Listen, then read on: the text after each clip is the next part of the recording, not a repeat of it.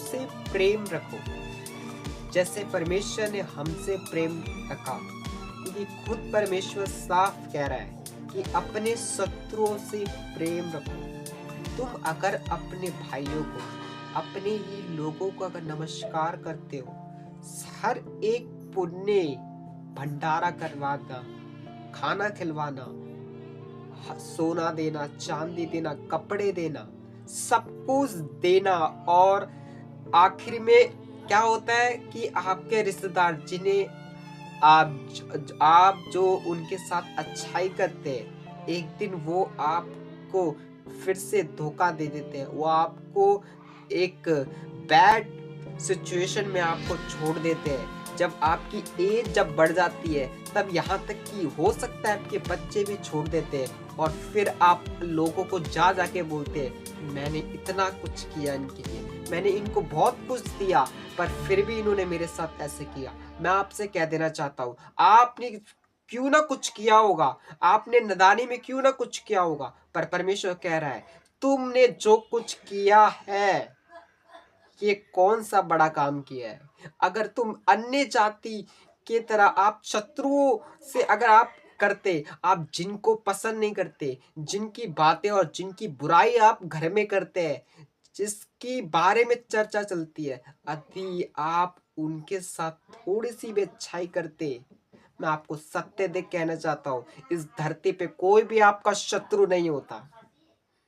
खुदा इस धरती पर आया, उसने ऐसा प्रेम किया। बताया जाता है कि जब परमेश्वर को सूली पे चढ़ाया गया, लाखों लोग, कितने लोगों ने प्रभु यीशु मसीह के जीवन में कमियां ढूंढनी शुरू करी। कमियां, क्योंकि उस टाइम होता क्या था कि जब अगर रियलिटी में वो पर्सन सही नहीं है, तभी सजा राजा की ओर से मिलती थी, अदरवाइज सजा नहीं दी जाती थी। वो इतना उसने प्रेम किया, लोग उससे जेलस खाने लग गए। तब कुछ फरीसी, कुछ पंडित, कुछ ब्राह्मण, कुछ बुद्धिमान लोग, क्योंकि हमारा परमेश्वर स्ट्रेट फॉर्मेट था, वो जो कुछ भी बोलता था बिल्कुल सीधा बोलता था, बिल्कुल सटीक बोलता था। अगर वो गलत करते थे तो वो गलत उनको मुंह पे बोल देता था, उनके पीठ पीछे वो बुराई नहीं करता था, जैसे आज हम लोग कभी कवर करते हैं। परमेश्वर कह रहा है ऐसा मत करो। इस धरती पे आपको परमानेंटली नहीं रहना, आपको कुछ पर्पस के लिए रखा गया है, कुछ पर्पस के लिए रखा गया है प्रियो, कुछ पर्पस के लिए परमेश्वर यही बता देना चाहता है। और जब फरीसियों, पंडितों, ब्राह्मणों को खुदा जब डायरेक्टली बोलता था कि ये गलत है, वो जेलस करते थे, उनको वो बात बिल्कुल ठीक नहीं लगती थी। वो चाहते थे कि परमेश्वर कभी ना कभी तो हमारी बात में हाँ मिलाए, पर वो हमेशा गलत करते थे। और उन्होंने षड्यंत्र, उन्होंने प्लान रचा कि हम कैसे ना कैसे हम परमेश्वर को, प्रभु यीशु मसीह को सूली पे चढ़ाएंगे फंसा कर। और क्या हुआ, जब राजा के पास लेके गए प्रभु यीशु मसीह को, राजा तक ने भी कह दिया कि इसने कोई गुनाह नहीं किया। फिर भी, और तब भी, पर राजा को भी अपनी कुर्सी बचानी थी। राजा अगर लोगों की बात नहीं मानता तो फिर नेक्स्ट टाइम उसे वोट नहीं मिलता। और राजा ने कहा तो मनुष्यों और हे पंडितों, एक फरीसियों, बताओ तुम क्या चाहते हो। तब फरीसियों ने भी कहा इन्हें सूली की सजा दी जाए।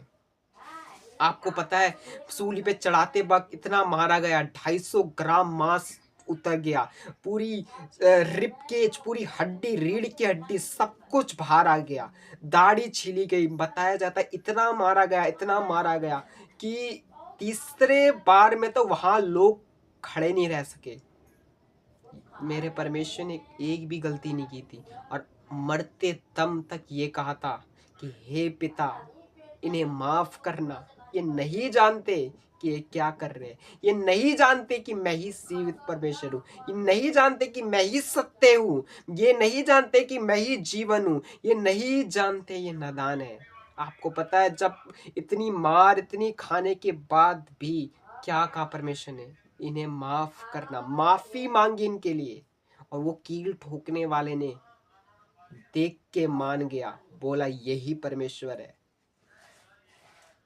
शत्रुओं से खुदा ने ऐसा प्रेम किया, संसार को जीत लिया, तभी वो मुर्दों में से जीवित हो गया, क्योंकि उसके जीवन में कोई पाप नहीं था।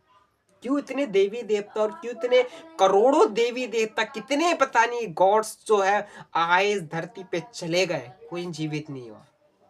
खुदा जीवित हो गया। परमेश्वर ने कहा मैं तुम्हारे अंदर रहना पसंद करता हूँ। इसलिए परमेश्वर कह रहा है कि तुम अगर अपने भाइयों को तुम करते हो तो कौन सा बड़ा काम करते हो? मेरी बात मानो, शत्रुओं से प्रेम रखो, तुम्हारा कोई दुश्मन नहीं होगा। शत्रुओं से प्रेम रखो। बाइबल बताती है यदि तुम केवल अपने भाइयों के ही नमस्कार करो तो कौन सा बड़ा काम करते हो? क्या अन्य जाति भी ऐसा नहीं करती? इसलिए परमेश्वर चाहता है कि तुम सिद्ध बनो, तुम परफेक्ट बनो, जैसा तुम्हारा स्वर्ग पिता परफेक्ट है। छोटा सा अगर परमेश्वर का वचन आपको समझ आया हो तो आज जब तक आप जीवित है शत्रु से प्रेम रखो। मत समझो हमने अगर अन्य हम मत समझो हमने रिश्तेदारों के साथ बहुत कुछ दिया, बहुत कुछ उनके लिए किया तो वो पुण्य है। पुण्य तब है तेरा ये दोस्त और जब तू ये शत्रु के साथ, जिसे तू पसंद तक नहीं करता, जिसकी रात और दिन बुराई करता है, तू उसके साथ करेगा तब तुझे बढ़िया आनंद मिलेगा। तेरे तू इतना लोगों के साथ अच्छा कर कि लोग मजबूर हो जाए तुझसे प्रेम करने के लिए। बाकी बात हम फिर से एक नए परमेश्वर की प्रचार वचन से हम फिर जानेंगे। Praise the Lord.